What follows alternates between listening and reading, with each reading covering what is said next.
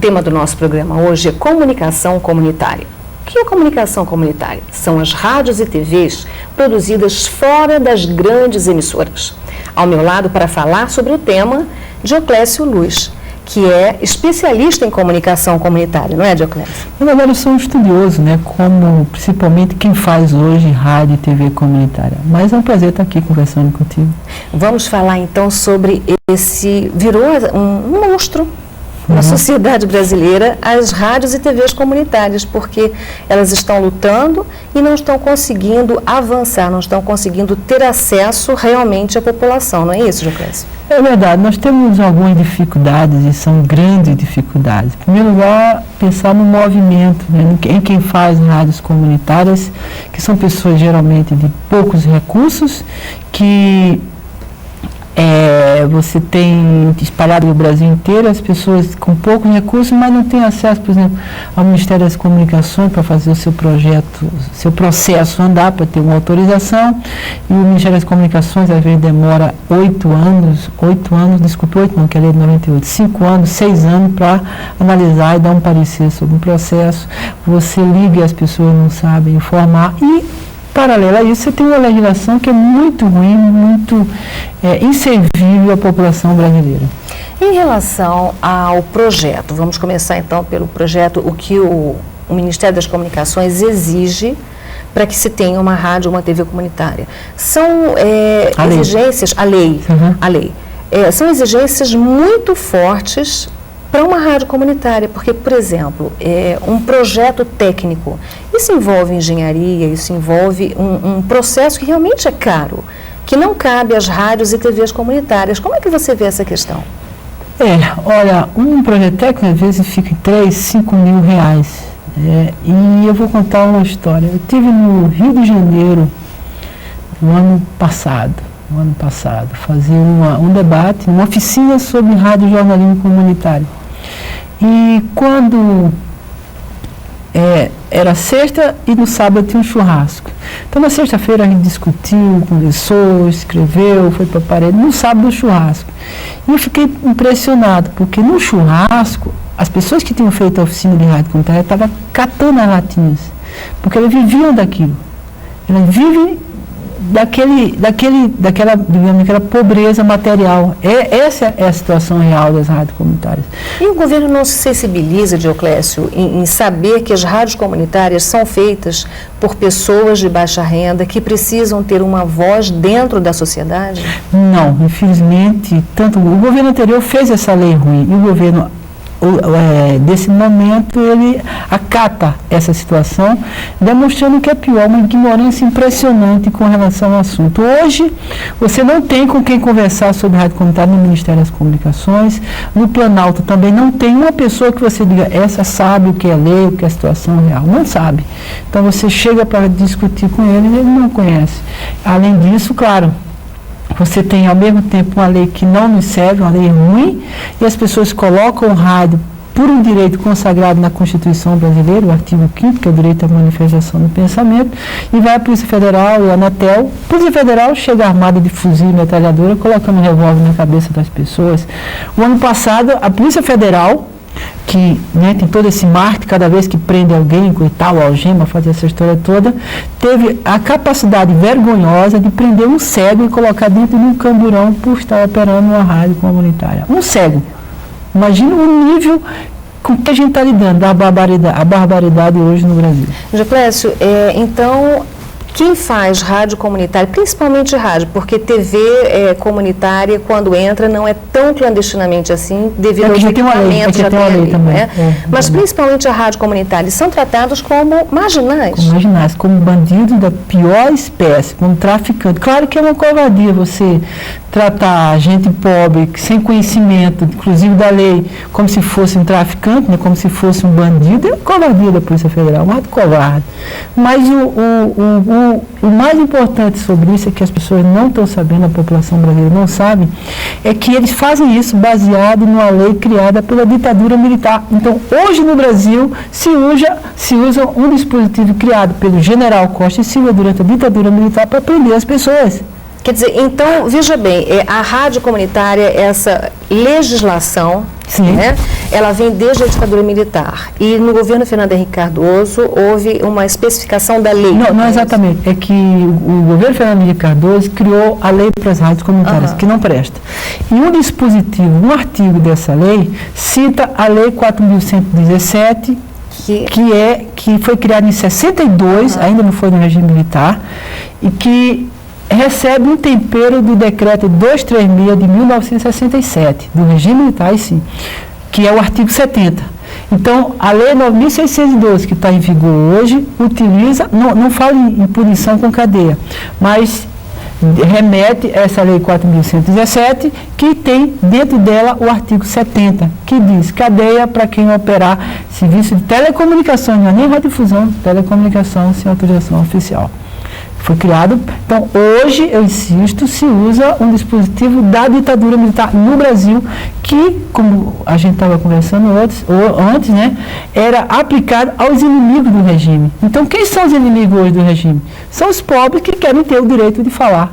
Esses são os inimigos do regime do governo presidente Luiz Inácio Lula da Silva. Agora, Dioclésio, as rádios comunitárias seriam impedidas de ter acesso à sociedade, de ter voz, né, em todo esse contexto, por serem pobres, por não conseguirem fazer um trabalho de qualidade, ou porque talvez essas pessoas estivessem realmente levando as suas necessidades, os seus anseios, e isso não seria interessante para as grandes emissoras?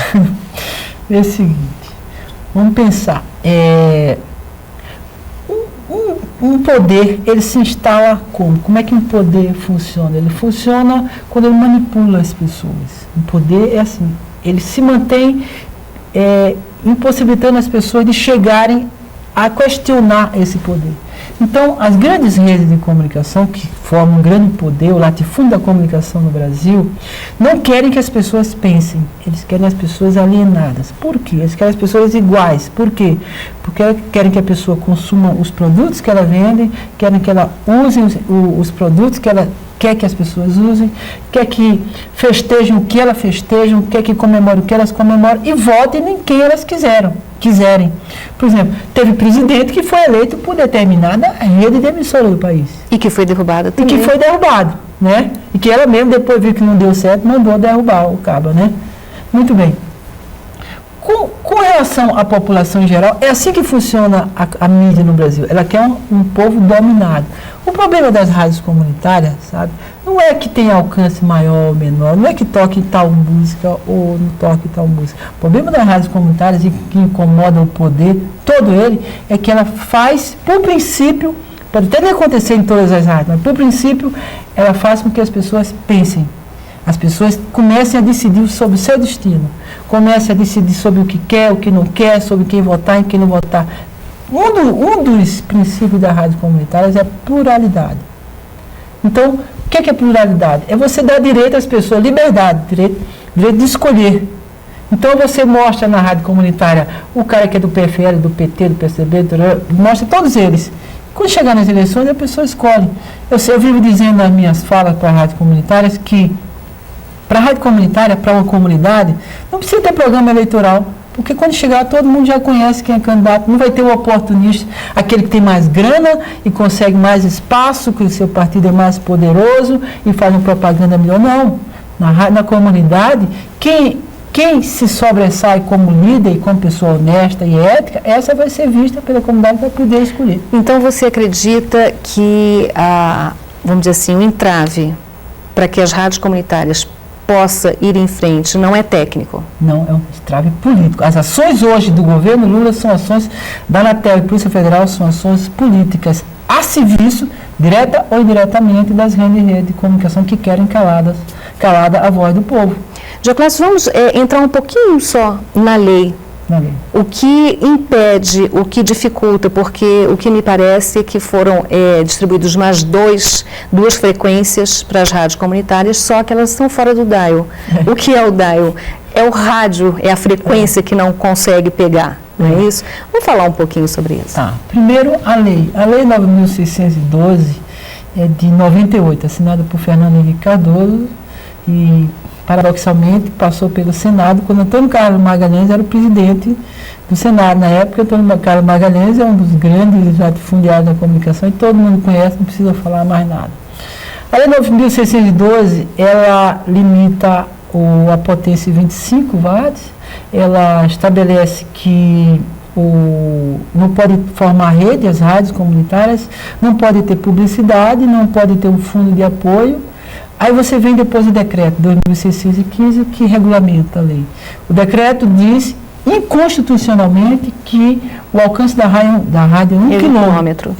Isso é legal, inconstitucional, mas está lá no decreto. Né? E eu fui conversar nesse governo, com o ministro da Comunicações, com os assessores dele, disseram, não pode, porque é uma questão técnica, é uma questão política, eu falei para eles. Bom, tem mais uma das coisas absurdas nessa legislação, está na norma. O diretor da rádio tem que morar nesse raio de 1 quilômetro. Não existe isso, mas está na lei. Então essa lei, a legislação, hoje é vergonhosa. E nenhuma rádio no Brasil, autorizada ou não, vai seguir nem segue. Nem vai seguir nem segue.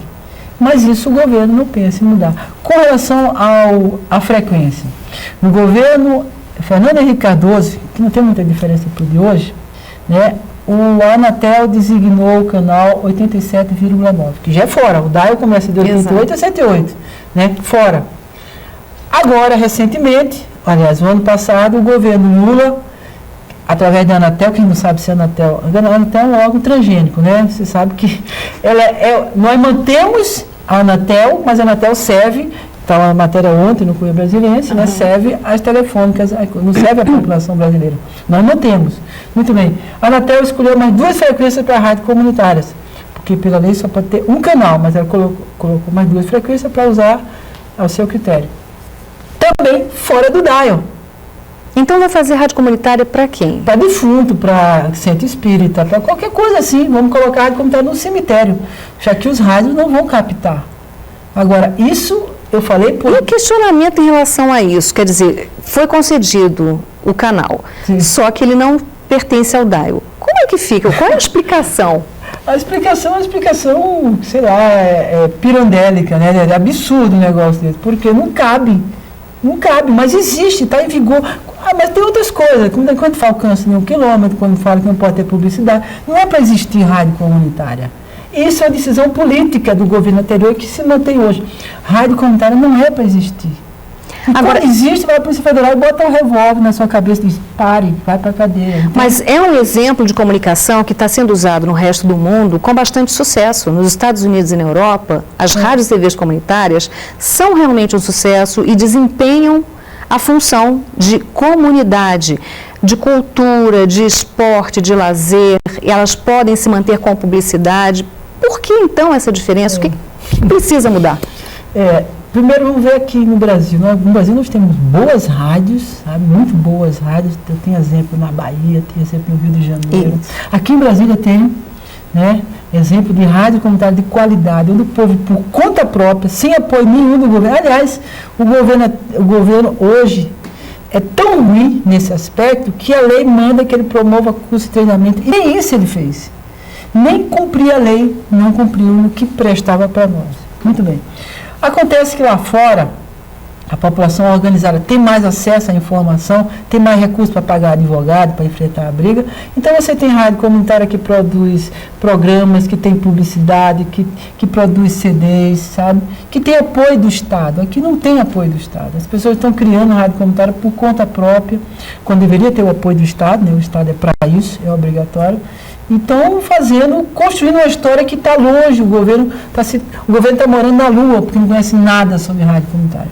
O ano passado, só para fechar a história, o ano passado, ainda com relação ao executivo, o ano passado o governo criou um grupo de trabalho, o Ministério das Comunicações, onde ninguém tem rádio comunitária, viu? Muito bem, o Ministério criou um GT, chamou algumas entidades, coisa e tal. Como esse governo transgênico colocou o representante da ABERT nesse GT. O que o representante das emissoras comerciais tem a ver com comunitária? Mas colocou porque é o poder, eles pediram e eles determinaram e entrou lá dentro, o representante da ABERT. O GT fez um trabalho até interessante. Primeiro, qual era a função do GT? Era ensinar ao Ministério como reduzir a burocracia. Né? Olha a coisa, você chamar um grupo de fora para ensinar como reduzir a burocracia. O GT foi lá e disse, olha, faz um mutirão, coisa e tal, chama outros funcionários, aumenta o quadro. Além disso, fez o quê? Propôs criar um conselho de radiodifusão comunitária lá dentro, propôs uma nova lei, um projeto de lei para ser encaminhado para a Câmara, né? E essas coisas. O que é que o governo fez? Nada, jogou no lixo isso. Mas no final do ano passado criou um novo GT. Um novo GT que tem 6 meses para aprender o que é rádio comunitária, né? Só ministeriais, estão lá dentro. E eu espero que em 6 meses ele aprenda alguma coisa. E o objetivo é analisar a situação e aperfeiçoar a fiscalização, ou seja, a repressão que já é grande no Brasil. Bom, vamos pegar então e passar por um outro assunto interessante também, que foi uma proposta de parceria Viva Rio, TV Globo. Eu queria que você falasse um pouco sobre isso. Isso tem uns 2 anos já, né? Está completando agora 2 anos. A TV Globo, ela sempre se manifestou contra rádios comunitárias, né? Preciso deixar isso bem claro, porque eu lembro de uma reunião que eu trabalhava na Câmara em 96, quando o primeiro projeto começou a ser elaborado. Eu fui para uma reunião com a ABERT, com alguns deputados, eu sou assessor, né? Só ficava mais ouvindo. E o cara da ABERT, que era o da Globo na época, ele disse, olha, eu quero uma rádio comunitária que tenha só um canal para o Brasil inteiro, não vai ter publicidade, alcance só para 1 quilômetro, tudo isso que está na lei hoje. Então eles fizeram a lei. Nesse tempo, até hoje, a TV Globo sempre se manifestou dizendo o seguinte, a gente é a favor de rádio comunitária, mas só aquelas que seguem a lei que ela criou, né? Exato. Né? Quer dizer, uma lei que não serve. Então, ela tem uma posição política contra as rádios comunitárias, contra o povo que quer falar e não pode. Muito bem. No Rio de Janeiro, ela conseguiu, né? Bom, o Viva Rio, que é uma ONG famosa, porque todo mundo está na Globo, está até no Big Brother, né? Me disseram que está aparecendo no Big Brother, claro, propaganda. Isso. Porque o conselho do Viva Rio tem o Roberto Marinho lá dentro, o Zé Roberto Marinho faz parte. Do mesmo jeito, o Rubens César Fernando, presidente do Viva Rio, faz parte da Fundação Roberto Marinho. Existe uma parceria entre eles. E a Globo viu o seguinte, como é que eu vou chegar e ocupar o espaço da rádio comunitária? Uma coisa meio doida, né? Mas estrategicamente foi possível, eles fizeram isso. Construíram um projeto que consiste em que você levar o áudio de programas da Globo para as rádios comunitárias. Criaram uma rede de rádios comunitárias onde você leva. Então seria o braço da Globo dentro das rádios comunitárias, continuando, vamos dizer assim, toda a programação. Toda não, alguns programas. Por exemplo, Xuxa, Cacete Planeta, essas coisas de baixaria. Vamos concluir esse assunto, eu quero entrar na baixaria da programação de televisão. Então, eles mandaram esses programas para rádios comunitárias, né? E como o pessoal é pobre, não tem recursos, não consegue fazer, acaba aceitando e sendo seduzido por isso. E a sedução chegou ao ponto de você ligar, eu queria o programa da Globo, manda aqui, né? Você liga de orelhão que você não tem telefone. Aí a Globo entrega lá. E fizeram mais ainda, criaram um tour, uma visita turística ao Projac da Globo, é o lugar onde faz as novelas. Então, para encantar as pessoas com a TV Globo, com o povo pobre. Aquele mesmo povo que no churrasco está catando latinha. Quer dizer, então, não seria, aí já não estaria mais a rádio comunitária exercendo o seu papel? Não. E é preciso lembrar o seguinte, quem fez essa ligação da Globo com as rádios comunitárias foi uma pessoa que já foi nosso aliado, mas hoje não é, foi o Tião Santos. É um cara que já foi da Federação das Rádios Comunitárias do Rio de Janeiro, que não querem vê-lo à distância. O movimento das rádios comunitárias do Rio de Janeiro quer ver essa pessoa, Tião Santos, à distância, mas tem livre trânsito aqui no Planalto. Foi ele que criou essa outra história. Dioclésio, vamos então entrar agora sobre a programação de baixa qualidade nas nossas emissoras de televisão. Vamos falar agora um pouquinho sobre TV aberta e sobre TV comunitária. E o nosso tempo já está acabando. Tá certo. Bom, eu fiz parte da campanha contra a baixaria na TV, né, por um bom período desde sua criação, saí por outros motivos. E uma das constatações nossas é que a televisão brasileira, a programação da televisão brasileira, em sinal aberto principalmente, é muito ruim, é muito medíocre. Sabe, como ele transforma tudo em espetáculo, eles acham que tudo tem que ser superficial, tudo tem que ser que é uma programação? Vamos definir de baixo nível, né? O que é baixaria para a campanha? É aquilo que não cumpre a lei, começa por aí, ou seja, não respeita o estatuto da criança e do adolescente, não respeita o direito dos mais idosos, não respeita a mulher, então até hoje tem aquelas piadas machistas contra a mulher, não respeita o negro, não respeita o índio. Então essa é a programação de baixaria. Fora isso, você tem uma programação medíocre, aquela programação que não respeita a inteligência das pessoas. Eu não consigo, eu não sou nenhum cara mais inteligente que ninguém que está em casa, não sou. Tenho uma inteligência mediana, mas eu não consigo assistir televisão brasileira, e principalmente final de semana. Tanta bobagem, mas tanta bobagem. É difícil. É tanta abobrinha que eu não consigo. Se é possível que eles não conseguem fazer algo que seja bonito, divertido, inteligente, eles não conseguem. E a violência na televisão? A violência faz parte da televisão, né? Porque você tem aqueles programas policialescos, né? Que aqui em Brasília se produz isso, como em vários estados brasileiros. Eu sempre digo, a forma mais medíocre de você fazer jornalismo em televisão, fazer jornalismo, é você fazer o boletim de ocorrência policial.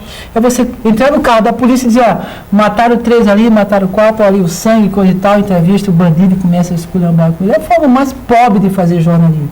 Se você é estudante de jornalismo, fuja disso, sabe? Porque você será um profissional medíocre se só fizer essa coisa. O jornalismo hoje, ele perdeu toda a sua característica, eu acho que dentro da televisão, porque ele reporta esse tipo de crime ou ele fala de escândalo. A comunidade, de um modo geral, ela não está sendo ouvida. Você concorda com isso? Concordo. Você vê o exemplo, por exemplo, do casamento do Ronaldinho. Sabe? Não teve uma notícia fora. Qual foi a notícia que espalhou-se por aí? Foi uma modelo ter sido expulsa. Então, e que está ganhando muito em cima disso. Exato. Claro. Quer dizer, não teve uma notícia, na falta de uma notícia bobagem de entretenimento, pegaram uma bobagemzinha e ampliaram. Isso não é jornalismo. A Universidade de Brasília está aí, o CEUB, essas faculdades, né, você que é estudante de jornalismo, isso não é jornalismo, isso é uma coisa baixa. Pense em coisas melhores, maiores, mais positivas, que a gente falando de TV comunitária se permite isso, TV comunitária se permite, ou a TV Câmara, TV Senado, a TV digital. Eu gostaria de, como última pergunta, entrar justamente nisso. É nas TVs legislativas que hoje estão crescendo e que são uma saída para essa história toda? Sim, claro, porque você tem... eu vou dar o exemplo da TV Câmara que eu conheço mais. Um dia estava lá o ex-senador Jaba Passarinho, que fez o golpe militar, participou do golpe militar. Ele falou por uma hora ele falou sobre defendendo o golpe militar, dizendo que não foi golpe, não foi a revolução, etc. Um dia depois eu estava vendo lá uma pessoa completamente contrária, chamando de golpe, de golpista, entende? A diversidade. O jornalismo, você tem a diversidade. E compre tudo, porque você vê um jornal nacional, uma matéria de 3 minutos, você não consegue avaliar nada em 3 minutos. 3 minutos já vem uma opinião pronta, fechada. A gente está conversando aqui. Você que está em casa não precisa acreditar no que eu digo, mas você vai escutar o que eu digo e pense se eu estou falando a verdade ou não. E eu tomara que venha aqui outra pessoa que diga que rádio comunitário não presta, que por isso, aquilo, outro. Por quê? Porque deixa que quem está em casa forme a sua opinião. Eu não quero formar a sua opinião. Eu quero que você tenha a opinião. Na verdade, isso é democracia. Isso é democracia. Então você disse bem, não existe democracia hoje no Brasil, porque as opiniões não estão chegando aos meios de comunicação. Quando é que o pobre pode falar na televisão aberta? Nunca. Tem algum programa de debate em televisão aberta? Só na TV Nacional, TV estatal, mas Globo tem programa de debate? Não tem. E o debate o que é? Você colocar várias opiniões. Não tem isso. Ou colocar uma opinião que demore tanto tempo como a gente demorou aqui falando, né? Conversando, aprofundando na questão, e as pessoas estão assistindo em casa e pensam, será que aquele cara tem razão ou não? Então vai lá, estude, ouça as outras opiniões e forma a sua. Essa é a minha ideia. Dioclésio, finalizando a nossa entrevista, que o nosso tempo já acabou. Tá certo. O que poderia ser feito para melhorar a comunicação comunitária no Brasil? Primeiro, a gente precisa de uma ação do Estado, do governo, chegar através do Estado e dizer, Nós precisamos de uma lei nova e tem que ser o Estado que forneça, que caminhe. Segundo, a gente precisa de um fundo de apoio às rádios e televisões, que também o Estado pode fazer. O governo poderia assinar a medida provisória anistiando todos que foram punidos por uma lei da ditadura militar. Poderia anistiar e devolver todos os equipamentos que foram apreendidos. Pode colocar dentro do dial essas frequências. Sabe, a gente precisa de uma ação do Estado. Agora, a sociedade tem que se organizar e exigir o direito de manifestar o seu pensamento. Não é o direito de exigir o direito. Não, esse já é um direito seu. Você tem que exigir que possa se manifestar, que é bem diferente. Então, que as pessoas em casa se organizem, se mobilizem, ocupem as rádios comunitárias, as TV comunitárias, e que aprendam com esse exemplo aqui nosso da TV digital, que já começa a ensinar as pessoas o que é comunicação e o que é democracia. Olha, muito obrigada por sua participação, uma boa sorte nessa luta aí, eu espero você outras vezes aqui no nosso programa. Eu que agradeço e desejo sucesso a essa TV que, como eu disse, já está ensinando o que é democracia para muita gente. Obrigada. Eu acabei de conversar com o Dioclésio Luz, ele é especialista em comunicação comunitária. Se você quer participar do nosso programa, aí vai o nosso e-mail, tvdistrital@cl.df.gov.br. E eu espero você no próximo programa. Até lá.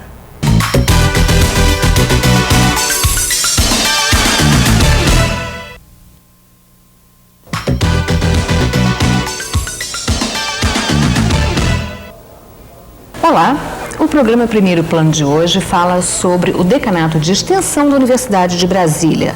É uma integração entre a universidade e a comunidade. Ao meu lado, para falar sobre o assunto, o professor Silvio Quezado, que é do Instituto de Física, e a professora Leila Chalub, do Departamento de Educação. Bom, nós vamos passar, antes de mais nada, uma boa informação à comunidade. Nós estamos com o decano e com a futura decana. Então, hoje a nossa entrevista vai render bastante, porque nós vamos falar o que está sendo feito e o que vai ser feito daí para frente. Não é, professora? É isso mesmo. Então, vamos explicar o que é o Decanato de Extensão. Vamos falar um pouco sobre essa parte da universidade que liga completamente a comunidade. Bom, em primeiro lugar, a professora Leila é uma antiga colega nossa que por anos e anos desenvolve uma intensa atividade extensionista na Universidade de Brasília e mais recentemente vem colaborando diretamente com as ações do decanato. E essas ações do decanato, na sua missão, está a supervisão, o acompanhamento e o incentivo às atividades extensionistas no âmbito da Universidade de Brasília. O decanato ele se organiza hoje em 3 diretorias: a Diretoria Técnica de Extensão, a Escola de Extensão e a Casa de Cultura da América Latina. Cada um desses órgãos tem as suas coordenações e atualmente a professora Leila é coordenadora de uma dessas áreas. A Diretoria Técnica de Extensão é responsável pelos projetos de ação contínua, a Escola de Extensão pelos cursos de extensão oferecidos à comunidade e a Casa da América Latina tem um foco de lidar com a integração e com problemas culturais relacionados com a América Latina. Na sua missão de incentivar e de acompanhar as atividades extensionistas, a Câmara de Extensão, que é um órgão do Conselho de Ensino, Pesquisa e Extensão, faz o acompanhamento maior dessas atividades. E essa Câmara ela é formada por um representante de cada unidade acadêmica e dos centros da Universidade de Brasília, além de ter uma representação estudantil. Perfeito. Então, agora nós vamos entrar para os projetos que são realizados, não é? Porque é toda a comunidade. Pode ser aluno da universidade, funcionário, professor, mas a comunidade de um modo geral, não é isso, professora? É isso mesmo. Explica um pouquinho essa integração. Então, primeiro eu queria dizer que é muito bom estar aqui conversando com você, ao lado do professor Obrigada. Silvio, sobre esse assunto que eu mais gosto de fazer. Essa integração da extensão, na verdade, a extensão é o terceiro pilar da universidade e ela tem uma característica bastante interessante. ela vem se transformando na sua conceituação básica e mudando essa relação com a própria população. Veja, nós antes tínhamos uma ideia de que o saber estava na universidade e que esse saber deveria ser estendido para as populações e que faria sentido a gente ter essa ponte construída, né, levando o conhecimento científico ao domínio da própria população. Claro que essa missão ainda permanece, mas nesse processo de atravessar a rua do campus até a própria comunidade, nós nos demos conta que quem faz essa travessia nunca volta a mesma pessoa, né? Quer dizer, o fato de a universidade se deslocar para os locais onde está trabalhando, o fato de envolver com a população, faz com que seus protagonistas da extensão, né, professores, funcionários e alunos, voltem revigorados, voltem muitas vezes com uma base crítica para o seu fazer acadêmico muito, muito interessante. Então, realmente uma troca de experiências, não é isso? Exatamente. É uma troca, eu acho que é uma pista de mão dupla, mas que há um compromisso da transformação. É uma ação transformadora que acontece, né, de um lado e do outro. Agora, professor, nessa integração, nessa transformação, a característica dessa ligação, porque são dois mundos muito específicos, não é? Então, vocês estão transitando por tudo isso. Qual é o resultado dessa história toda? O que o senhor vê como decano de positivo nisso tudo? Veja, a universidade tem uma primeira missão, que é a formação de quadros especializados, quadros técnicos de nível superior. Uma outra missão da universidade, que a diferencia de uma escola isolada, são as atividades de pesquisa. Então, isso dá uma segunda diferenciação para esse mundo, para esse universo que nós chamamos universidade. Agora, a própria origem da universidade vem de onde? Dos papas, dos reis. A própria Universidade do Brasil surge com a vinda da família real. Hoje, o nosso rei, quem nos mantém, são os contribuintes, é a comunidade como um todo. Eu costumo dizer que Arquimedes, quando descobriu o seu famoso princípio de Arquimedes, ele estava a serviço de um rei. Hoje nós estamos a serviço de uma comunidade. E eu acho que nesse ponto entra o terceiro pilar da universidade, que é a extensão. É o fazer a academia envolvendo a comunidade. No caso, seria vocês buscarem as necessidades da comunidade e supri-las de alguma forma? Até levando temas, discussões para pesquisas dentro da própria universidade e com isso melhorar a qualidade de vida? Eu diria que é também isso, mas a extensão ela está ganhando vida própria. Ela não é ensino, ela não é pesquisa, ela é uma simbiose, uma mistura disso, mas uma mistura que reconhece na comunidade que ela tem saberes próprios e que você pode, de algum modo, se apropriar disso sob o ponto de vista acadêmico e procurar transformar essa sociedade. Então, é uma ação que visa dar uma resposta mais imediata, que não é só ensino, que não é só pesquisa, mas que não pode prescindir do ensino e não pode prescindir da pesquisa, que são duas missões principais de uma universidade. Não sendo só o ensino e só a pesquisa, quais as outras áreas que vocês estariam atuando, professora? Olha só, essa questão ela é muito importante porque, veja, se a gente tem uma clareza do que é a universidade, nós vamos compreender que uma primeira pergunta se faz muito importante. Universidade para quê? E para quem? Né? O que é essa instituição? Qual que é a sua finalidade? Então, a extensão permite que a universidade cumpra essa sua inserção dentro de uma determinada população, dentro de um determinado contexto social, político, histórico, e faz com que ela seja revigorada nisso. É bom destacar o seguinte: sobre a forma institucional, uma universidade se parece muito com a outra. né? Sem dúvida. É uma instituição que tem essas características em qualquer lugar do mundo. Mas veja, o que dá a característica da Universidade de Brasília ser a Universidade de Brasília, é ela ter uma atenção específica aos problemas dessa sociedade, desse contexto, da sociedade brasileira na sua inteireza, né? E isso faz com que nós sejamos peculiares nisso, né? Como qualquer outra universidade será, na medida em que refletir os interesses da sua própria população. Então, é uma questão de nós pensarmos que a universidade ela tem uma função social muito importante. Quer dizer, então, nesse caso, é uma função social que vocês desempenham dentro do decanato. E não é só para a comunidade que está à volta do campus universitário, não é isso? Vocês estão levando a outros estados, vocês estão levando trabalhos a outros lugares, não é isso, professor? Sim, agora é preciso que se entenda que quando a gente fala da função social da universidade, isso não se trata de desenvolver programas assistenciais. Correto. Essa não é a missão da universidade. Correto. Ela pode estar preocupada com a questão assistencial, ela pode até desenvolver ações de assistência, mas o enfoque social é diferente.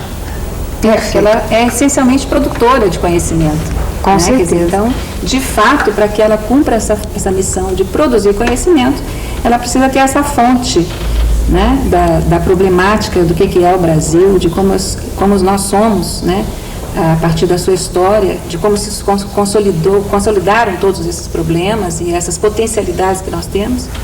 Veja, se nós pegarmos, por exemplo, no contexto do meio ambiente, nós temos uma enormidade de estratégias para poder trabalhar, não só sob o ponto de vista de correção de processos, mas de estabelecer um certo reconhecimento da nossa riqueza em termos de biodiversidade, de oportunidades de novos conhecimentos que estariam sendo instalados, né, a serviço da própria humanidade, né? Sem em particular dessa E aí humanidade. cabe a esse decanato de extensão, então, ter a sensibilidade de buscar todos esses recursos. No caso, seria isso. Uhum. Vamos falar um pouquinho sobre os projetos de vocês. Vocês têm vários projetos em andamento, não é isso? São quantos hoje? Nós temos na Universidade de Brasília 115 projetos ditos de ação contínua.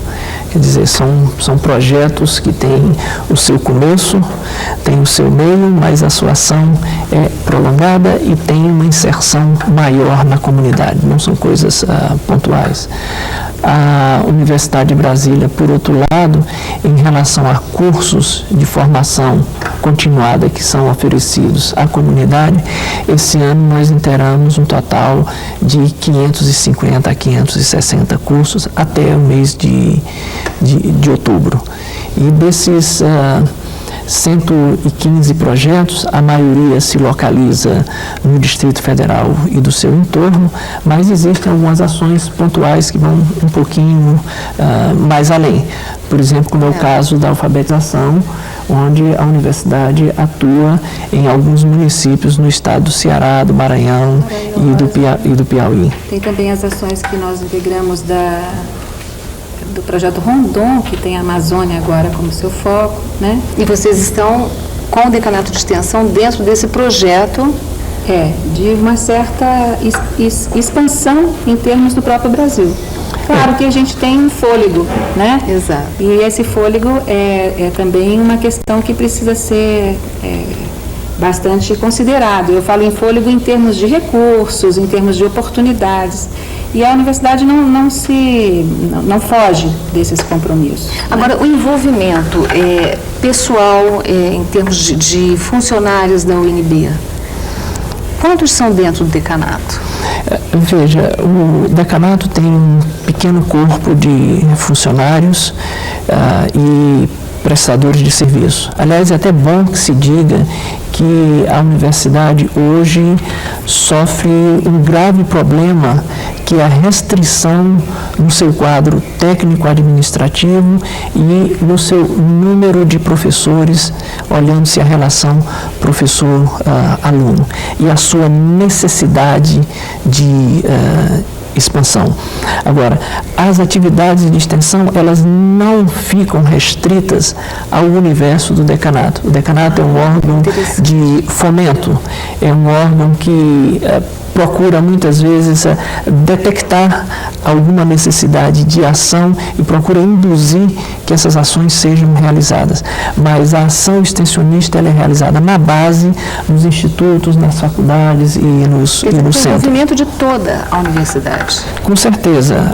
A característica básica de uma ação extensionista é o envolvimento dos estudantes, é o envolvimento dos seus docentes, é o envolvimento de técnicos administrativos. A gente ainda tem uma participação ainda tênue do quadro técnico administrativo, tênue, mas não desprezível, e nós temos uma participação crescente dos estudantes nessas atividades. Hoje nós temos vinculado à diretoria técnica de extensão e aos programas de ação contínua cerca de 380 estudantes que desenvolvem esses trabalhos. Esses são os nossos chamados bolsistas. Então, isso não significa dizer que nós tenhamos só 380 alunos. De fato, nós temos em torno de 850 alunos que são vinculados a esses projetos de uma forma ou de outra. 380 dos quais está no nosso limite orçamentário de dar uma pequena bolsa para que eles desenvolvam essas atividades. Há quantos anos o decanato está trabalhando nesse sentido?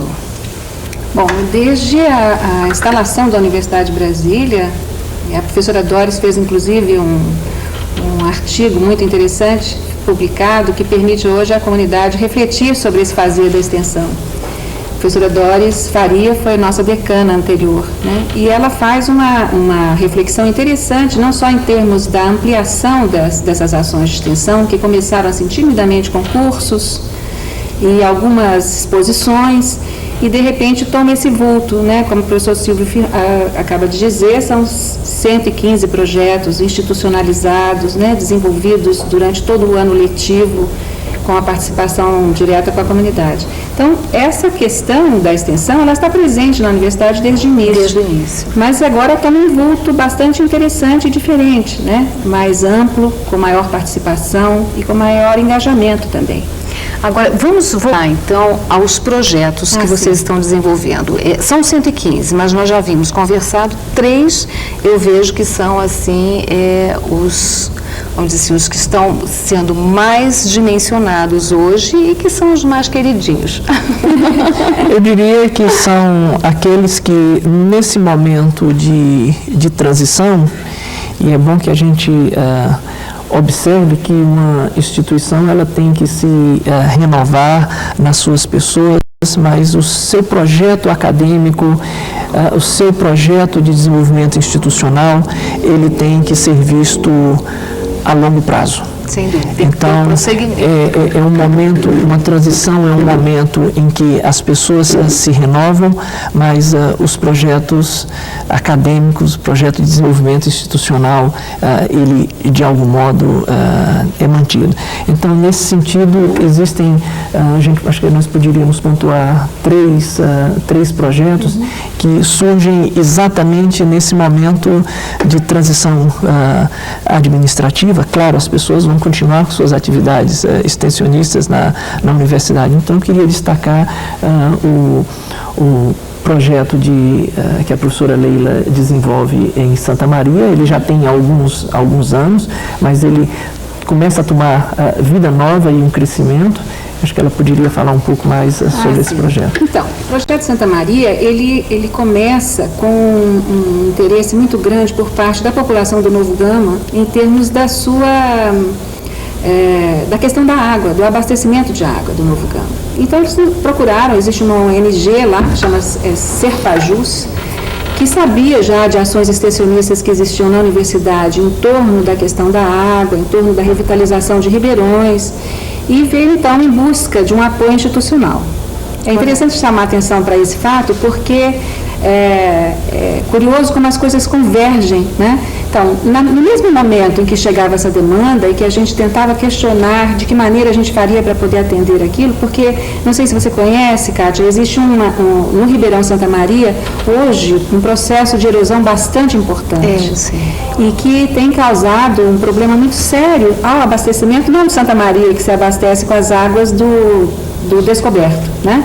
Mas a população do Novo Gama e Valparaíso encontra com uma penúria muito grande em relação a isso.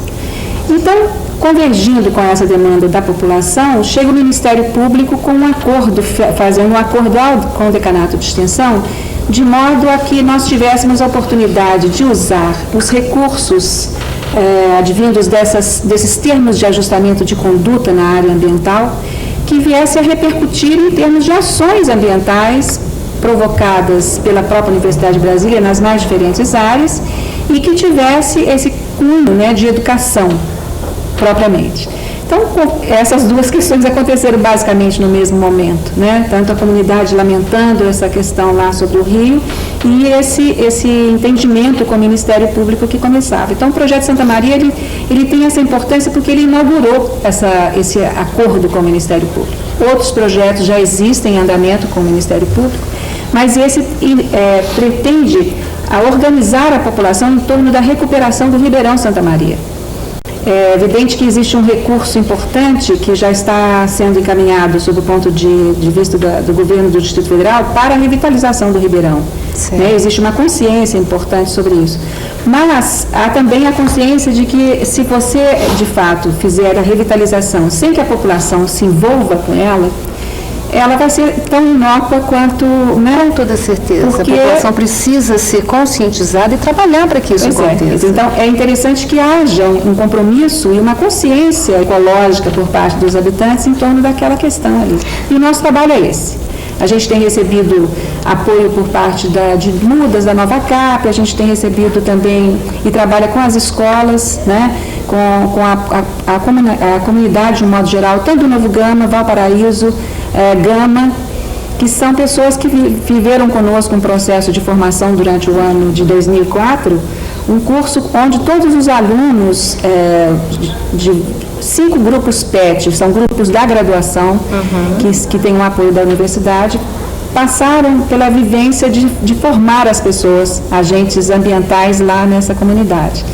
E agora nós temos já as repercussões disso, né? O curso foi feito com a participação dos alunos da biologia, da química, da educação, da sociologia e do serviço social, e agora nós estamos numa fase de organização desses grupos. O MOCIP está nascendo no Novo Gama com essa vocação ambientalista, né, e de apoio. Há uma participação hoje no Conselho Ambiental do município do Novo Gama de pessoas engajadas nessa luta conosco, e as escolas de Santa Maria começam agora um trabalho bastante interessante de apoio às ações. Nós instalamos 2 viveiros, e isso nas chuvas passadas, a gente já fez algum plantio. Para esse ano, nós já temos 6 mil mudas produzidas por eles para continuar o processo de reflorestamento. Olha, um trabalho excepcional. Eu gostaria que o professor falasse rapidamente dos 2 outros projetos, que o senhor citou 3, porque nosso tempo já está acabando, e aí nós voltaríamos uma outra vez para concluirmos, porque o que eu estou vendo é que o Decanato de Extensão ele tem um trabalho realmente muito grande e de uma importância enorme para a comunidade. Eu destacaria um outro projeto, que é o projeto Conexões de Saberes, que ele surge nesse momento com o apoio da Secretaria de Alfabetização e Diversidade do Ministério da Educação, mas ele consegue sintetizar diversas ações que a Universidade de Brasília vem sabendo. O Conexões de Saberes, na realidade, ele procura estabelecer uma rede entre os alunos chamados de origem popular. E esse é um trabalho extremamente importante, porque o que ocorre hoje em dia é que o estudante que vem de origem popular e chega na universidade, ele passa por 2 dificuldades: a sua sustentabilidade financeira, a sua sustentabilidade acadêmica, e quando ele sai, e ele só pode sair por uma questão de mérito, isso é uma condição que a universidade não abre mão, mas ele encontra agora uma terceira dificuldade, é o conhecimento das oportunidades que existem. Porque ele, como pessoa de origem popular, ele não está inserido nas redes de interesse. Então é preciso a gente trabalhar, esse é um dos aspectos do programa, trabalhar esse relacionamento entre os próprios alunos de origem popular e tentar integrar com os diversos outros programas que a universidade desenvolve no sentido de dar sustentabilidade a esses estudantes. Sim. Sob o ponto de vista acadêmico e sob o ponto de vista de formação. O terceiro...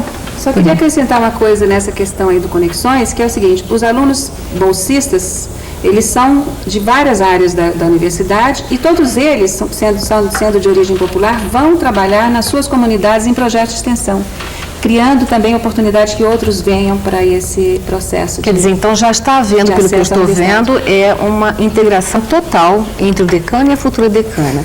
Eu só gostaria de pedir desculpas, mas o nosso tempo realmente chegou ao fim e eu vou convidá-los a uma outra oportunidade de estarmos juntos para falarmos sobre o decanato. Obrigado. Tá certo, eu agradeço. Obrigada. Eu acabei de conversar com o decano de extensão da Universidade de Brasília, Silvio Quezado, e a professora Leila Chalub, que também é do decanato de extensão e é a futura decana. Participe do nosso programa. O nosso e-mail é tvdistrital@cl.df.gov.br. Até o próximo programa.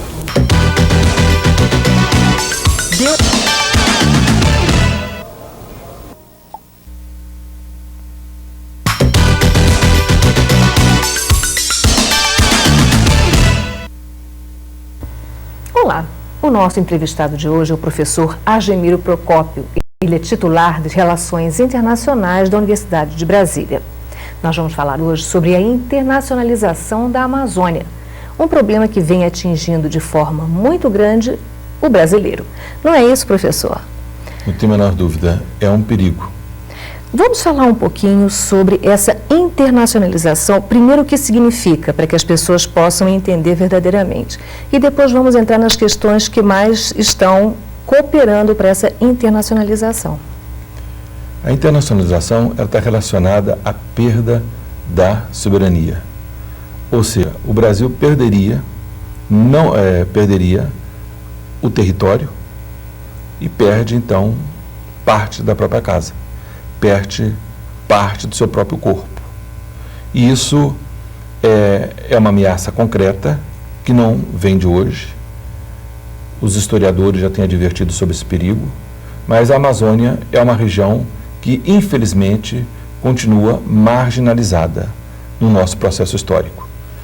Se eu perguntasse quantos são os catedráticos, os grandes professores do Sul, do Sudeste, que vão trabalhar na região amazônica, viver na região amazônica, a senhora verá que são muito poucos. Quantos são, na verdade, os generais que estão aqui em Brasília, num bloco, na asa norte ou na asa sul? Vamos dizer que existem aqui em Brasília centenas de generais. Eu não posso dizer que existem na Amazônia dezenas de generais. Talvez aí uns 10, incluindo o número daqueles que estão em Manaus e em Belém, ou seja, nas grandes cidades. Então, ou seja, eu quero dizer é que a Amazônia brasileira, ela não é amada como deveria ser. Quer dizer, então, é um processo que vem ao longo de todos esses anos e que está propiciando essa internacionalização, ou seja, organismos que entram, ONGs que estabelecem-se lá e a terra que está sendo fracionada. Seria isso? Um espaço vazio, ele é ocupado por outros. E um espaço, mas a questão da presença brasileira na região amazônica é que tem sido uma presença de má qualidade. Então nós precisamos policiais, sim, na fronteira, mas tem que ser um policial imunizado, vacinado contra o vírus da corrupção. Porque um policial corrupto, melhor não ter. Essa é uma grande questão. Então, a saída, a sangria das riquezas nacionais, das riquezas amazônicas, ela é enorme. Nós tivemos, nos anos 80, nos anos 70, um fluxo migratório extraordinário para a região amazônica. Ou seja, mais de 1 milhão de pessoas migraram em busca do ouro. Foi o período de Serra Pelada, o garimpo que pipocou em toda a parte da Amazônia. Os portugueses, 200 ou 300 anos antes, deixaram, pelo menos aqui no Brasil, uma Ouro Preto, lindíssima, com os altares de ouro. Deixaram uma Mariana, Sabará, Congonhas, deixaram algumas igrejas douradas e uma bela arquitetura colonial. Agora, há 20 anos atrás, 10 anos atrás, que retirou-se muito mais ouro, porque a tecnologia é muito mais avançada, ou seja, tiramos muito mais ouro que no período colonial, e o que ficou no Amazonas? Buraco, cratera e malária. Então, nós temos que aprender a respeitar a Amazônia. O extrativismo, esse trabalho que vem sendo aí, vem depredando toda a Amazônia, ele não está sendo controlado pelo governo. Não, a Amazônia é, de certa maneira, a casa da sogra. A casa da sogra. Entra-se, tira-se ali o que quiser, a hora que quiser, e isso já não é só da história da Hévia brasilienses, não. Quando os estrangeiros vieram aqui, pegaram sementes da seringueira, plantaram e depois ainda saíram com uma banda de música homenageando aqueles plantadores daquelas mudas que depois levadas para a Malásia, aí acabou com o ciclo da borracha, que deixou também, pelo menos aí, o Teatro Amazonas, que é uma belíssima arquitetura, e aí alguns monumentos históricos de muita importância também na cidade de Belém. Isso também no século passado. Mas, ou seja, essas mudas saíram com música. Então, existem piratas, a biopirataria tamanha, que ao invés de serem punidos, às vezes nós os recebemos a pão de ló. Então, é a nossa ignorância e nós pagamos um preço muito caro por essa ignorância com relação à Amazônia. Agora, professor, foi criado um grupo, né, o Tratado de Cooperação Amazônica. Esse tratado não está sendo respeitado, não está se fazendo nada, porque, na verdade, são todos os países envolvidos na Amazônia. Não se faz nada. O Tratado de Cooperação Amazônico, depois transformado agora na organização do Tratado de Cooperação Amazônica, que é uma coisa muito importante, devo mencionar, a OTCA, quer dizer, a Organização do Tratado de Cooperação Amazônica, é o primeiro organismo internacional sediado no Brasil. E está sediado justamente aqui em Brasília. No Ministério das Relações Exteriores. Não é no Ministério das Relações Exteriores, porque é um organismo internacional. Certo. Não é? Aliás, falta um detalhe. Também, todos os países do mundo já deram o seu apoio, já deram o seu consentimento, transformando o Brasil em país sede. Só falta o Senado e a Câmara brasileira. Esse processo já está há meses e até hoje não foi votado. Um processo dessa importância. Todos os países amazônicos, porque quero dizer que a Amazônia também não é só brasileira. Exato. São 8 os países que fazem parte. Você tem o Brasil, tem a Guiana, tem o Suriname, tem a Venezuela, tem a Colômbia, tem o Equador, tem a Bolívia e tem o Peru. Somos 8 os países amazônicos. E esse tratado, infelizmente, durante muito tempo ele teve uma secretaria rotativa. Ou seja, a cada 2 anos ele ficava num lugar e se transformou num dos tratados mais ineficientes. Ou seja, era uma oportunidade, de vez em quando se reuniam os ministros das relações exteriores para dizer que estava tudo muito bem, só blá blá blá, mas na verdade não se fazia absolutamente nada. Quer dizer, o desenvolvimento sustentável prometido nesse tratado até hoje não foi colocado em prática. Ficou só no papel.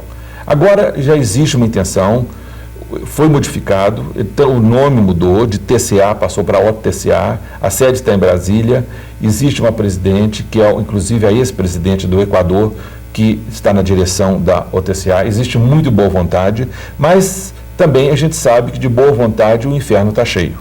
Então é preciso aí uma cooperação estreita de todos os países amazônicos, porque no caso de um processo de internacionalização da Amazônia, não vai ser só o Brasil, aquele país vítima ou afetado, serão todos os outros. Professor, então seria um domínio internacional dentro de toda essa região, da região da América do Sul, mas o Brasil não seria o único prejudicado. Todos os outros países membros também seriam prejudicados com essa suposta invasão. Não tenha dúvida, e todos os países amazônicos, somos 8 os países amazônicos, né? Repetindo, a Guiana, Suriname, a Venezuela, a Colômbia, Equador, Peru, Bolívia, né? E Brasil, ou seja, 8 países.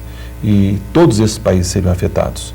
Agora, é muito importante mencionar que a Amazônia, ela é importante, ela é relevante, não só por sua natureza, não só pela sua biodiversidade, que é inusitada no mundo, mas a Amazônia também é muito importante como reservatório de água. Era nessa questão que eu gostaria de entrar, professor, porque nós concentramos na Amazônia, se eu não me engano, 21% da água doce de todo o mundo.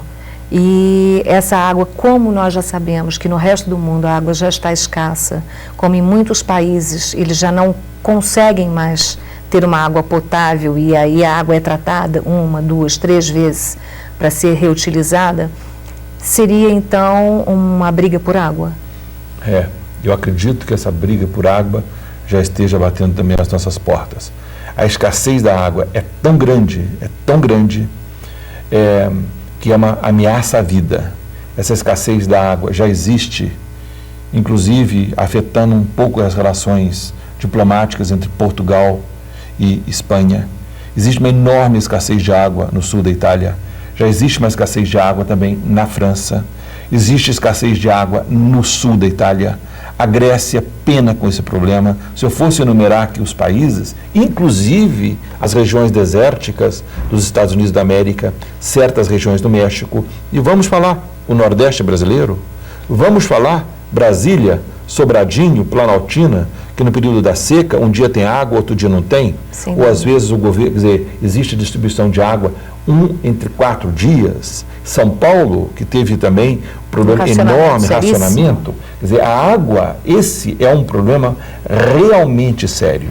Eu queria só ressaltar uma conversa que nós tivemos antes da nossa entrevista, onde o senhor citou que em Israel a distribuição de água é de 8 litros dia por um habitante. Exatamente. Quer dizer, esse é um problema que mostra efetivamente a gravidade, a escassez da água no mundo, não é isso? E Israel, que é um país desenvolvido, os colonos recebem 8 litros de água como consumo diário. Então, imagine aí o significado disso. Quer dizer, então, voltando à Amazônia, nós poderíamos perceber que toda essa internacionalização já começa a partir para o problema da escassez da água. Isso, e inclusive que está na Bolívia também, porque os glaciares tropicais, que são eles os responsáveis pela alimentação das nascentes de muitos rios amazônicos, e esses glaciares tropicais, a neve está diminuindo cada vez mais. Existem antigos glaciares. Certas montanhas hoje só tem pedra em cima, não tem mais neve. Então, isso aqui na região amazônica significa que nós temos que ter uma atenção extremamente importante. Ou seja, explorar a Amazônia com sustentabilidade, explorar a Amazônia com inteligência, lembrar também que o nosso futuro não está na queima de mata e plantação de soja ou criação de gado. É importante lembrar que exportação de commodities não leva a nada. Ou seja, o Brasil tem que começar a pensar na exportação de produtos com valor agregado. E é dessa forma que nós vamos defender a nossa Amazônia. Mas o senhor acha que, vamos supor que hoje algumas terras já tenham sido vendidas e já não estejam mais na mão de brasileiros. O governo do Amazonas, ele tem a possibilidade de vender, de fracionar a Amazônia? Ele pode fazer isso? Bom, as nossas leis permitem, quer dizer, o estrangeiro ele pode comprar terras e isso então é uma questão que tem que ser pensada. Em muitos países os estrangeiros não podem comprar terra, mas aqui no Brasil a legislação permite. E tem que saber também, agora, então a questão é o controle. Nós temos um Estado muito fraco, a necessidade de um Estado forte. Agora, um Estado forte, é impossível um Estado forte com um Estado de excluído. E é impossível um Estado que não seja excluído, para acabar com a exclusão social, tem que entrar aí na questão da filosofia de um Estado justo. O Estado justo requer uma boa distribuição da renda, requer uma justa distribuição da renda. E o que você a quer distribuição dizer, então, da renda aqui é extremamente concentrada em mãos de alguns. Ou seja, a região norte, então, estaria sendo penalizada por essa distribuição injusta da renda. Claro, porque também. Mas aí o importante a realçar, que nós temos que ter a consciência que o que defende a Amazônia é o povo brasileiro. E esse povo é muito maltratado. Esse povo não tem educação, esse povo não tem escola, esse pessoal não tem um transporte urbano decente, esse pessoal não tem casa. Então, a melhor maneira do brasileiro defender a Amazônia é tratar bem ao Zé Povinho da Amazônia, ao povão amazônico. Então, tratando bem o amazônico, levando saúde, levando educação, aí sim, porque só tratar bem as elites, ou seja, isso não resolve. Então, o juiz brasileiro, ele pode ter o maior salário do mundo, mas isso não vai ajudar nada na defesa da Amazônia. Então, a questão para defender a Amazônia está ligada também ao processo de distribuição da renda, porque o soldado da Amazônia é o brasileiro. Então, a Amazônia é nossa quando existe a nossa presença ali. Agora, professor, vamos entrar num outro aspecto. É o aspecto que o senhor mesmo levantou, quanto aos maus tratos, tanto quanto o povo amazônico, e também da terra, do mau uso de toda aquela região que é riquíssima, que é o pulmão do mundo, que é o maior reservatório de água potável do mundo. Professor, um estrangeiro observando esses maus tratos e sabendo que a humanidade necessita daquela região para a sua sobrevivência, ele não estaria, então, dando um passo para essa preservação? O estrangeiro, ele tem que lembrar também que ele é responsável pela degradação e ele é responsável pela destruição amazônica quando ele tem um alto poder de compra. Ou seja, eu quero dizer o consumismo. Tem uma outra palavra que eu diria, o hedonismo. Ou seja, um cidadão rico aqui no Brasil consome mais do que 100 pobres. Não vou dizer o consumo de arroz e feijão, porque uma pessoa não pode comer por 100. Mas se eu colocar numa balança a quantidade de lã que essa pessoa tem em sofá, em cortina, em roupa, se eu computar o número de vacas dentro de um apartamento, sabendo quanto de couro, de objetos de couro, se eu computar o número de plástico que tem dentro do apartamento e quantos barris de petróleo seriam necessários para transformar em plástico, se eu computar, por exemplo, o carro dessa pessoa, tiver que pesar o alumínio que existe dentro desse carro, eu vou saber quantas minas, que montanhas de bauxita que eu tive que destruir para transformar isso no alumínio. Ou seja, eu quero dizer o seguinte, que o consumismo extremamente alto, que existe também nos países centrais, que existe nos Estados Unidos, que existe na Europa, esse consumismo ele é antiecológico.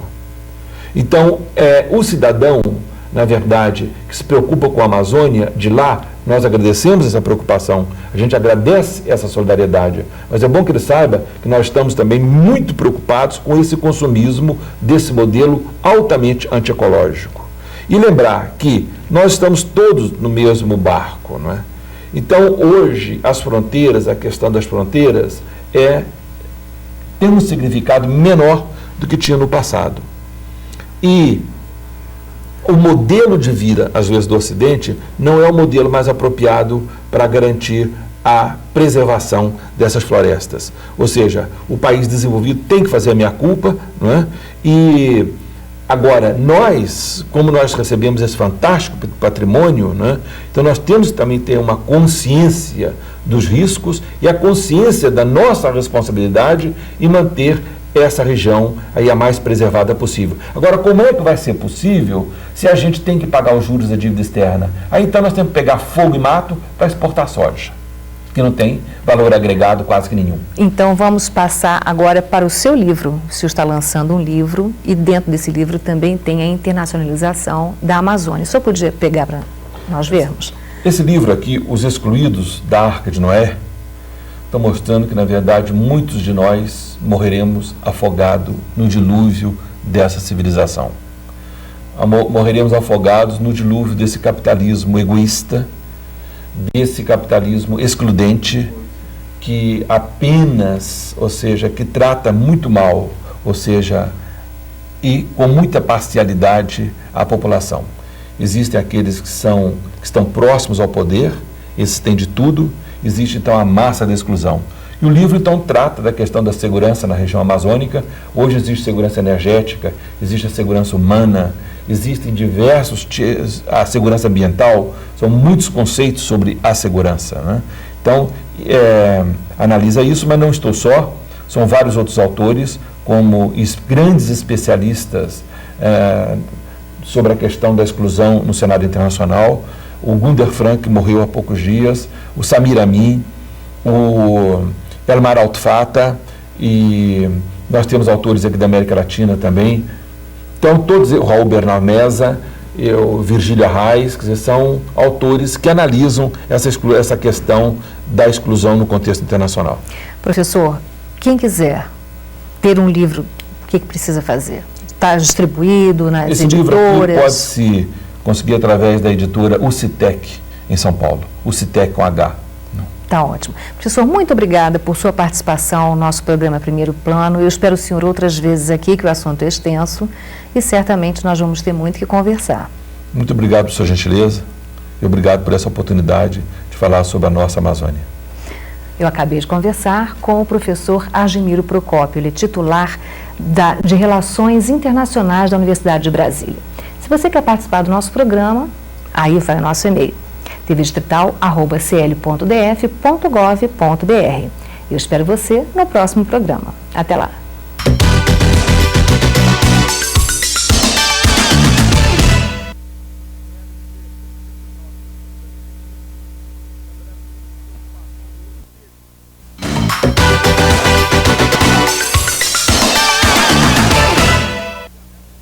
Olá, o entrevistado de hoje do Primeiro Plano é o Dr. Roland Montenegro.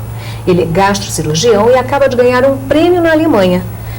Tudo bem, Dr. Roland? Bom dia, tudo bem. Nós vamos conversar sobre cirurgia de câncer do pâncreas, não é isso? Isto. É uma doença que nós estávamos conversando há pouco e que mata muito. Poucas pessoas sabem, mas é um índice muito alto, não é? No Brasil nós temos uma estatística promovida pelo Instituto Nacional do Câncer, que é de aproximadamente 2% dos habitantes do Brasil são acometidos dessa doença anualmente. Quer dizer, 2% anualmente? Anualmente. Agora, existe uma relação maior ou menor entre homens e mulheres? Existe uma relação. A relação mais constante é de 1,5 a 2 homens para uma mulher. Quer dizer, os homens são mais acometidos que as mulheres. Por que, doutor Roland? Eu acho que vem, em fato, devido à vida, né? o modo de viver do homem, que eu acho que é mais extravagante. Eles estão chegados ao cigarro, não é mais comum, ao tabagismo. Certo.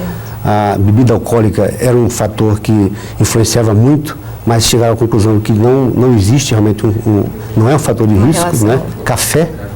O café, houve uma época dessa aí que o café foi promovido como um desses fatores de desencadeamento do câncer de pâncreas, mas existem também outros fatores, como tipo de alimentação, né?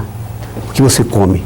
O brasileiro, normalmente o brasileiro não come bem, ele não tem um bom hábito alimentar, não é, doutor? Os comedores de carne têm uma referência muito estreita, uma relação muito estreita com o câncer de pâncreas. Comedores de carne, comedores de gordura, muita gordura, entendeu? E o trabalho em determinados ambientes, o trabalho com derivados de petróleo, como o DDT, perfeito. como a 2N-nefetilamina, uma substância que é bastante tóxica para o pâncreas. Esses são fatores predisponentes, além do fato de termos as doenças genéticas. Quer dizer, um pai que teve um câncer de pâncreas, os filhos têm uma tendência genética a desenvolver esse tipo de doença. Agora, é uma doença, é um câncer que ele vem com mais calma ou é um dos piores exemplos de câncer que nós temos? É um dos piores cânceres que nós temos, entendeu? É um dos piores cânceres porque a sobrevida média em 5 anos ocorre de 1 a 5%. Então, quando esses pacientes chegam para nós, como cirurgiões, para nós avaliarmos, só 30% deles são operáveis. E uma percentagem menor é ressecável para curabilidade. Agora, e como é que se faz o diagnóstico desse câncer? Porque, primeiro, eu gostaria de falar sobre a função do pâncreas para que o telespectador realmente compreenda como é que isso tudo funciona. O pâncreas ele tem 2 funções. Uma função, ele produz um líquido que ajuda a digerir a gordura, ajuda a digerir as proteínas que nós ingerimos, e tem uma função endócrina. A substância que ele secreta é produzida e vai direto para o sangue, como o glucagônio e a insulina, que é responsável pela metabolização da glicose. Certo. Então, um paciente sem insulina, ele é um paciente diabético. E tem alguma relação do diabético com esse câncer? Não, alguns tipos de diabetes, os pacientes jovens que são dependentes de insulina, eles têm uma tendência maior a desenvolver essa patologia. Então, agora nós poderíamos entrar especificamente no diagnóstico da doença. Certo. Como é que O diagnóstico é feito por uma anamnese, né? Uma anamnese, uma história do paciente. Ele chega a nós se queixando de perda de peso, dor abdominal, que às vezes se irradia para a costa, né? E às vezes icterícia, ele fica com o olho amarelo, como se tivesse uma hepatite. Certo. Então, esses são os sintomas principais. Quer dizer, são esse conjunto é que faz com que se leve a pensar que aquele paciente pode estar com câncer. Ele ocorre principalmente na faixa etária acima dos 60 anos. Ah, é? É a faixa etária mais frequente, entendeu? Certo. Acima de 80 anos, chega-se a falar de 200 pacientes por 100 mil habitantes. Então é muito alto. Número altíssimo. Altíssimo. Quer dizer, então, vamos dizer assim, um acúmulo da vida, não digo desregrada, mas uma vida desequilibrada em termos alimentares é que pode levar a um paciente acima dos 60. Mais jovem, exatamente. Agora, acima de 60, a idade é o fator principal. Ah, perfeito. E nós estamos conversando sobre a questão de raça. Existe um estudo que o senhor havia me dito que nos Estados Unidos os afro-americanos têm uma tendência maior, com uma média de 20 pessoas para 100 mil habitantes. É muito alto. É muito alto. Isso, não é? Já no Kuwait, na Índia, na Singapura, a relação é de 1 paciente para 100 mil habitantes desta doença. E no Brasil existe algum estudo específico? Nós não temos um dado específico, entendeu? Certo. Nós temos os dados do Instituto Nacional do Câncer. E esses dados apontam apenas para a mortalidade? É difícil se prever porque essas relações, esses pacientes não são mandados essa estatística para o Instituto, para o Ministério da Saúde. Mas eu acho que a partir de agora isso vai melhorar. E por que o senhor fala isso? Eu acho que está havendo uma conscientização a respeito dessa doença, né? Do câncer em geral. Eu acho que a tendência é que se tenha mais dados a respeito disso, que se faça exames mais precoces e que se prevenha isso mais cedo. O senhor como cirurgião, as pessoas quando procuram o senhor, normalmente elas já estão com um estágio avançado de câncer, não só o câncer do pâncreas, mas de uma forma geral. Eles nos procuram já com uma fase adiantada, entendeu? Quer dizer, 30% dos doentes é que são operáveis, que eles já chegam com uma doença com metástase no fígado, quer dizer, com a raiz do tumor já colocada no fígado ou em outros órgãos. Perfeito. Agora, isso atribui-se a quê? O fato do brasileiro não procurar o médico em tempo? Ele sente uma dor, né? Então ele procura tomar um chá, procura um médico que não tenha às vezes, um evento interior, não é?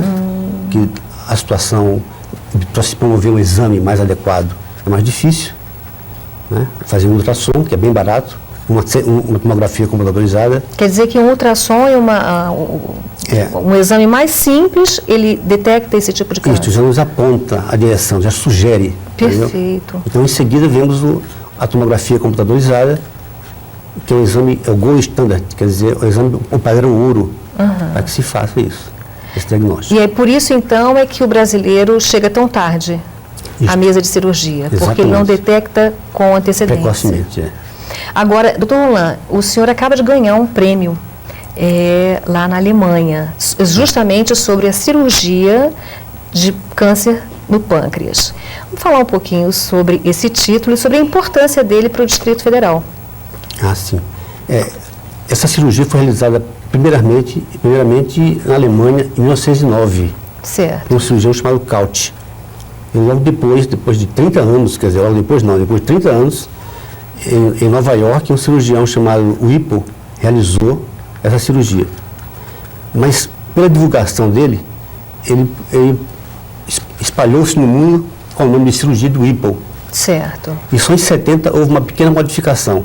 E agora nós fizemos um aperfeiçoamento da técnica. E o senhor podia, assim, explicar de forma bem didática vamos dizer, esse aperfeiçoamento, essa nova técnica? É um pouco complexo, mas nós usamos um tubo realizado pelo aparelho do estômago. Certo. Um tubo vascularizado. Existe um aparelho que corta e costura ao mesmo tempo. E nós fazemos um tubinho de 7 centímetros de diâmetro. E depois desse segmento do pâncreas que fica no paciente, do remanescente que fica, uma parte do pâncreas fica, né?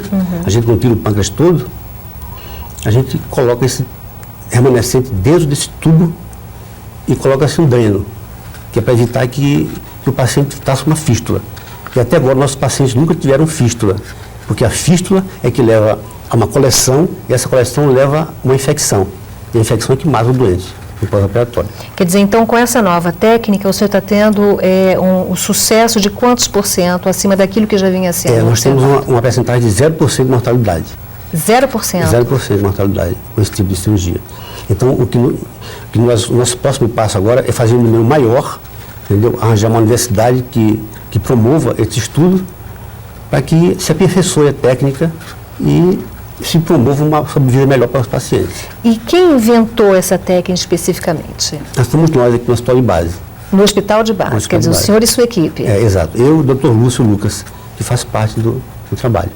E aí vocês, de onde surgiu a ideia? Claro que um profissional, ele está sempre lidando com aquele problema e ele acaba arrumando soluções. Mas o senhor competiu com centenas de profissionais do mundo inteiro e conseguiu levar o primeiro lugar. Quer dizer, então, é algo que não é tão fácil assim.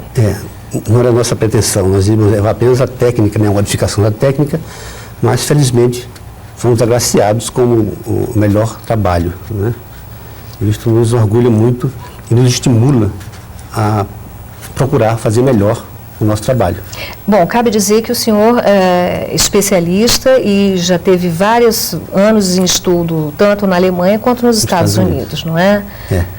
E lá nós vimos os tipos de cirurgia, né, e sempre pensamos em realizar esse procedimento, porque ele já foi utilizado, o tubo gástrico já foi utilizado para substituir esôfagos queimados, por exemplo, as pessoas tomam soda cáustica. E nós usamos a grande curvatura do estômago, fazemos um tubo e levamos por trás desse osso externo e nós usamos aqui, no Maressã. Então, ele já foi usado para esse tipo de patologia, mas não para o pâncreas, até agora. Quer dizer, a primeira vez, então, que está sendo usado. No pâncreas, né? E agora, qual a importância desse título que vocês ganharam lá na Alemanha para o Distrito Federal? Porque fala-se tanto que a medicina no Distrito Federal é uma medicina que não está compatível, que não anda, e só os grandes centros como Rio e São Paulo é que são lembrados. A nossa tristeza é que a medicina anda em passos muito largos, entendeu? E ela não precisa, ela necessita não só do profissional, ela necessita também de um apoio, de um suporte. Perfeito. Com materiais, como tomografias, com uma logística também que evolua. E nós não temos isso aqui. Nós temos o profissional treinado, nós temos no Hospital de Base uma grande quantidade de doutores, entendeu? Mas nós nos restringimos apenas a um pronto-socorro e a uma cirurgia trivial. Quer dizer, então, a grande dificuldade hoje do médico, do pesquisador no Distrito Federal é a falta de suporte para dar continuidade à pesquisa. À pesquisa, ao seu trabalho. E como o senhor acha que poderia ser resolvido esse problema? Eu acho que talvez agora, com a mudança do secretário, nós tivemos uma conversa há pouco tempo, e ele nos prometeu que ia nos colocar à disposição o que fosse necessário para que nós fizéssemos uma medicina de alto padrão, entendeu? Porque eu acho que a situação do hospital de base hoje é que nós operamos de uma unha encravada a um transplante de rim. Não há uma seleção. Não há uma seleção, entendeu? Então, nós gostamos de fazer apenas a cirurgia de alta complexidade no hospital de base. E deixar para que os outros hospitais fizessem essas menos mais simples, né? Exatamente. E em termos assim de suporte orçamentário, vocês contam também com o GDF ou vocês têm um outro apoio? Não, nós não temos outro apoio, não temos outro apoio. Isso é muito ruim, porque toda essa iniciativa de fazer o trabalho, de viajar, é tudo por conta da equipe. Quer dizer, então, porque eu sei que o senhor foi à Alemanha receber esse prêmio. Para a Alemanha, o senhor custeou toda essa viagem do seu bolso. Do meu bolso. Assim É uma pena. Como é que o senhor vê o pesquisador, o médico hoje no Brasil vivendo esse tipo de problema? O senhor que viveu tantos anos fora e vendo que os outros países apoiam realmente. A gente fica realmente humilhado diante dessa situação aí fora, né? Quando eu ia nos Estados Unidos, a minha universidade, onde eu estudei lá na Universidade da Pensilvânia, em Pittsburgh, eles chegavam a fretar um avião para nos levar a um congresso. Nós levávamos, às vezes, 80 trabalhos no congresso e o avião é fretado pela universidade, quer dizer, com custo zero para o médico, o pesquisador, entendeu? E era uma maneira de divulgar a universidade é uma maneira também de evoluir a medicina. E essa mentalidade hoje nós não temos no Brasil? Não temos, eu falo a respeito de Brasília, entendeu? Certo. Nós não temos isso aqui. E é uma pena, não é? O que poderia, o senhor acha que a iniciativa privada poderia entrar com mais força? Poderia nos ajudar bastante, entendeu? Ela não nos ajuda em praticamente nada. Eu fui chefe durante algum tempo no hospital de base, por 2 vezes, chefe da unidade de cirurgia geral. Então, as pessoas que doavam alguma coisa eram os próprios pobres pacientes que nos doavam, às vezes um vaso sanitário que quebrava, uma tampa de vaso sanitário, uma resma de papel. Porque hoje nem papel não temos para prescrever ao paciente.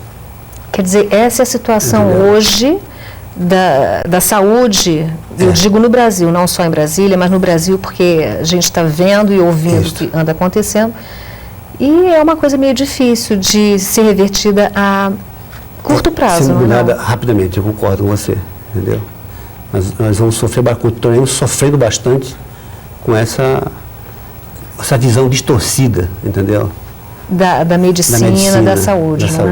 Agora, doutor Rolando, nós estamos conversando, falamos sobre o prêmio, e eu gostaria que o senhor falasse ao nosso telespectador o que se deve evitar em relação a esse câncer de pâncreas, que hoje é a 4ª causa de morte entre homens e mulheres, não é isso? Mulheres, exato, também. Acho que a principal coisa é o estilo de vida, né? Primeiro, evitar ter uma vida saudável, né? Praticar esportes, evitar o tabagismo, que é considerado o fator principal, né? Quase todos os pacientes que eu opero, eles têm uma ligação com o cigarro. Isso é sério. Deixar de comer menos proteína vermelha, carne, né? Comer menos gordura. Quer dizer, evitar realmente contatos com substâncias derivadas de petróleo, né? Quer dizer, o DDT, que já foi abolido há muito tempo nos Estados Unidos. Acho que não sei se já se usa aqui no Brasil. Me parece que houve uma lei regulamentando o uso, mas ainda há a utilização dele. Quer dizer, uma vida saudável. Uma vida saudável e você procurar ingerir mais frutas frescas, entendeu? Vegetais, folhosos. Isso previne, ajuda a evitar o acometimento, o aparecimento desta doença. Quer dizer, não só do câncer de pâncreas, como qualquer outro tipo de câncer, não é isso? E se você tiver um sintoma, uma dor epigástrica, né, uma dor no abdômen, na boca do estômago, como as pessoas falam, né? Certo. E você tem que procurar um médico imediatamente, solicitar uma ecografia, para que se detecte isso precocemente. Porque precocemente não tem problema, hoje, tem cura. 80% dos cânceres, eles são curáveis, se você tem um trabalho realizado precocemente. Perfeito. Doutor Rolando, muito obrigada por sua entrevista. Eu conto com o senhor outras vezes aqui no nosso programa e parabéns pelo título que vocês ganharam. Brasília fica honrada. O hospital de base, que a gente sempre fala em termos negativos, também tem coisas positivas. Tem coisas positivas, sim. Então tá, obrigada. Muito obrigado. Eu acabei de conversar com o Dr. Rolando Montenegro. Ele é gastrocirurgião. Se você quer participar do nosso programa, aí vai o nosso e-mail, tvdistrital@cl.df.gov.br. Eu espero você no próximo programa. Até lá!